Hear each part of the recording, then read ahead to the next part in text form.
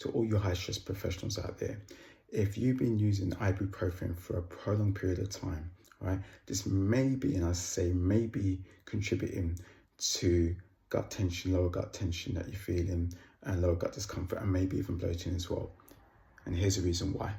All right, because what happens when it comes to ibuprofen, what it generally does is stops the pain, okay, which is obviously you need that sometimes. I understand that, nothing wrong with that.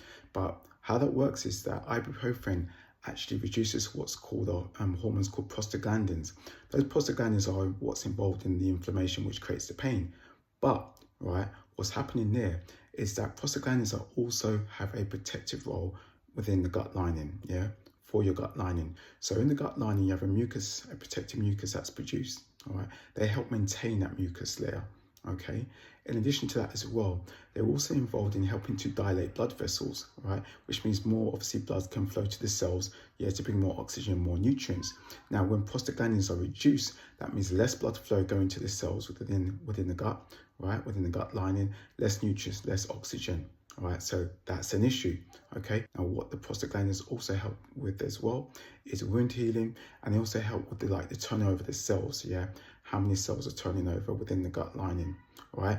When prostaglandins are reduced, that means, little injuries are going to persist longer. Also as well, they actually help with regards to your gut intestinal permeability. All right, basically what that means, they help keep your gut lining really tight. Now, what happens when the prostaglandins are reduced, yeah, that can affect what's called tight junctions, yeah. These are proteins that help regulate what comes through your gut lining, what comes through your intestinal barrier. So when prostaglandins are reduced, the strong gut lining that you have becomes weaker. When that becomes weaker, you can potentially, yeah, get large food particles, you can potentially get pathogenic bacteria coming through, yeah, the gut lining, coming through your intestinal barrier, right? When that happens, yeah, you have your immune system sitting there that activates your immune system, and that creates inflammation within the gut, right? So this may be the reason I say maybe, right? This is not medical advice, yeah, all right, but it may be contributing to those issues, yeah, within your gut.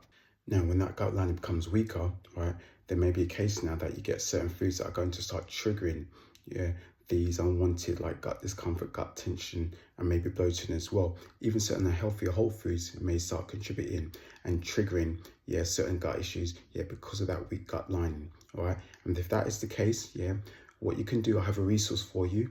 It's called the 5 Overlooked Gut Trigger Food Groups Checklist. Go to the link in my bio and you can download that for free.